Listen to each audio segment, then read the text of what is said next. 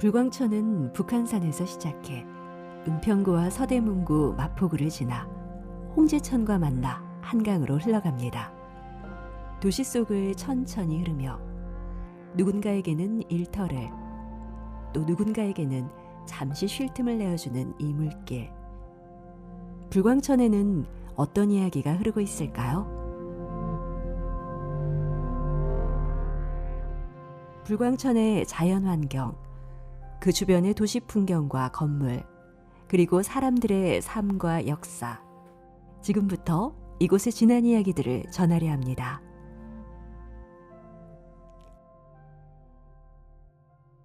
(2025년) 곱게 흐르는 불광천 옆에는 집들이 빼곡히 들어서 있습니다. 2025년의 찻길이 1949년에는 물길이었습니다. 지금은 주택이 빽빽하게 들어섰지만 그때는 듬성듬성 작은 마을들이 있었습니다. 지금과는 다른 은평의 모습이 보입니다. 1950년대 은평은 서울에 막 편입된 도시의 끝자락이었습니다. 1961년 영화 돼지꿈에는 그 시절 불광동 일대의 모습이 잘 담겨 있습니다. 그때 서울은 급격하게 늘어나는 인구로 인해 집이 턱없이 부족했습니다. 그래서 정부는 해마다 3,000호씩 서울 바깥에 집을 지었고 그게 바로 후생주택이었습니다. 영화 돼지꿈 속 풍경에는 당시 주택가와 서민들의 삶이 고스란히 담겨 있습니다. 1938년도에 대구에 살다가 불광동에 우리 가족 6명이 우리가 일로 이사를 왔어요.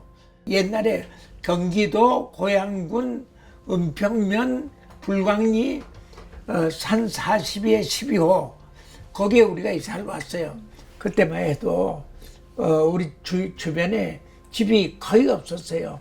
불광동에도 전체야 집이 10여 채밖에 안 됐어요.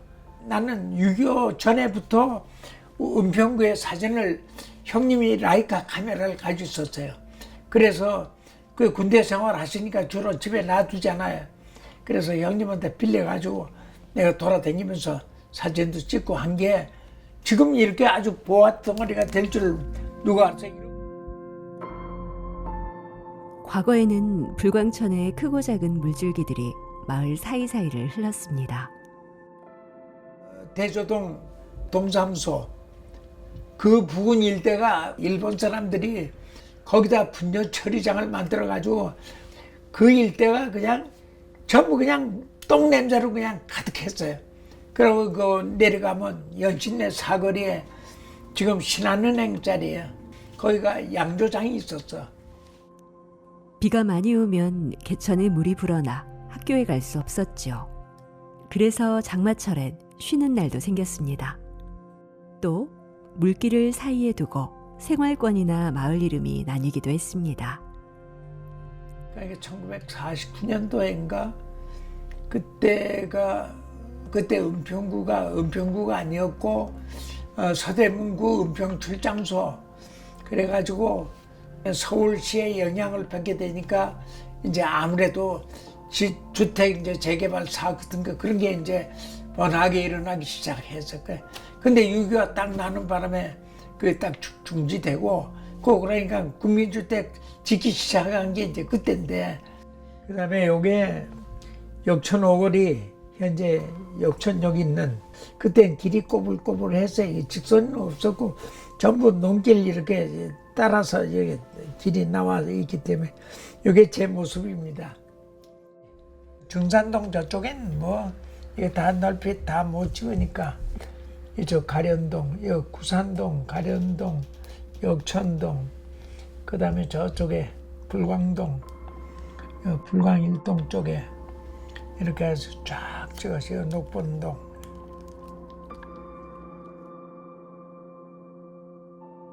지금 우리가 땅 위에서 볼 수 있는 물길이 불광천의 전부가 아닙니다. 아스팔트 도로 아래 콘크리트 다리 너머에는 또 다른 불광천이 숨겨져 있습니다. 연소로와 진흥로가 만나는 응암역 사거리. 환하게 흐르던 불광천은 이곳에서 도로 밑으로 숨어듭니다. 도로 아래를 보면 두 갈래의 물줄기가 보입니다. 하나는 불광천 본류, 다른 하나는 지류인 녹본천입니다. 불광천은 작은 하천입니다. 하지만 이 작은 물길이 겪은 변화는 서울의 도시화 과정을 그대로 보여줍니다. 자유롭게 흐르던 물길은 곧게 정비되었고 덮였습니다. 덮인 땅은 활용되었고 다시 복원되기도 했습니다. 복원된 물길 옆으로는 사람들이 다시 모여들었습니다. 이제 도시화 속에서 불광천이 어떻게 바뀌어 왔는지 더 깊이 들여다봅니다. 1960년대 서울의 도시화가 본격적으로 시작되던 시기입니다. 그때 불광천의 모습은 지금과 많이 달랐습니다. 물이 잘 흐르지 않던 하천은 냄새도 심했고 위생 문제도 많았습니다. 사람들은 가능한 한 물길을 피해 다녔습니다. 장마철이면 물이 갑자기 불어나 다리가 내려앉을 정도였습니다. 장마에 대비하는 기본적인 시설도 제대로 갖추지 못한 때였습니다. 그 시절 도시가 안고 있던 큰 고민은 침수였습니다. 신문기사에서도 서울의 상습 침수 지역을 지적했는데 불광천 주변의 증산동도 그중 하나였습니다. 이 문제를 해결하기 위해 서울시는 한강과 지천을 정비했습니다. 강바닥을 파고 제방을 높이며 물이 넘치지 않도록 대비했죠. 또 자연스럽게 흐르던 굽은 물길을 곧게 펴 유속을 높이기도 했습니다. 불광천의 흐름이 크게 바뀐 건 1970년대 중반이었습니다. 그 전까지 불광천의 하류는 마포를 휘돌아 한강으로 흘러갔습니다. 하지만 하류 2km 구간을 직선으로 바꾸며 이제는 홍제천과 만난 뒤 한강으로 갑니다. 이 공사를 통해 침수 피해는 줄었고 7,000평의 새로운 땅도 생겼습니다. 1970년대부터 80년대까지 서울시는 시내 곳곳의 하천을 콘크리트로 덮었습니다. 덮인 땅은 도로나 주차장, 때로는 시장이나 아파트 단지가 되었습니다. 당시는 인구도 빠르게 늘고 땅은 늘 모자랐던 시기입니다. 하천 복개 사업은 값싸고 효율적인 땅 활용이었습니다. 불광천도 예외는 아니었습니다. 햇빛을 받던 물길은 점점 땅 아래로 숨었습니다. 지금은 그 흔적을 옛 지도에서만 볼 수 있습니다. 그런데 옛 물길과 지하철 노선을 겹쳐보면 흥미로운 점이 보입니다. 녹본천과 불광천이 만나는 자리, 그 흐름이 응암순환선의 노선과 닮았습니다.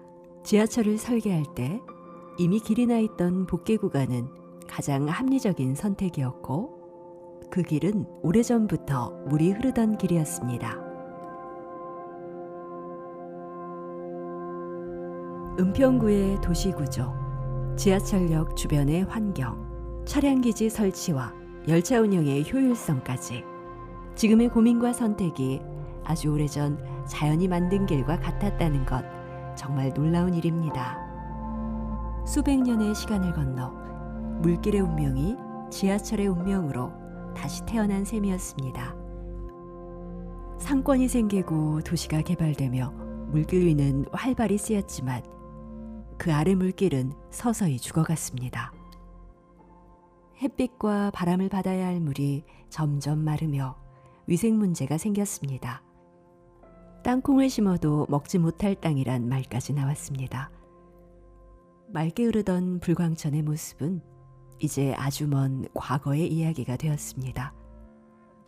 시간은 흘러 2002년 월드컵. 도시를 정비하는 과정에서 죽어가던 불광천도 다시 돌아보게 되었습니다. 불광천의 물길이 다시 복원되었습니다. 덮였던 구간 일부를 걷어내고 천은 새롭게 단장되었습니다. 이제 불광천은 더럽고 피해 다니던 곳이 아니라 새와 물고기가 돌아오고 사람들이 걷고 쉬는 도시의 쉼터가 되었습니다.